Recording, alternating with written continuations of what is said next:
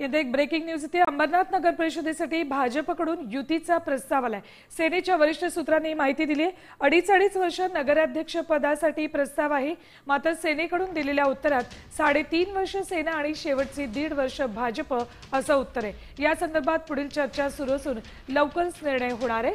2 डिसेंबरला अंबरनाथ नगर परिषदेसाठी मतदान होतंय, त्यामुळे महायुतीतील दोन्ही पक्षांनी कंबर कसली, मात्र इथे सेनेची ताकद अधिक आहे।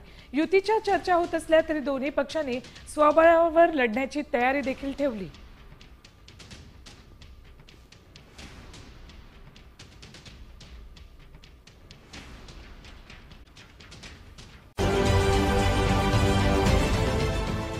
देश विदेशातील प्रत्येक घडामोडींचे लाईव्ह अपडेट मिळवण्यासाठी आता साम टीव्हीच्या सर्व सोशल मीडिया प्लॅटफॉर्मला लाईक, फॉलो आणि सबस्क्राइब करा।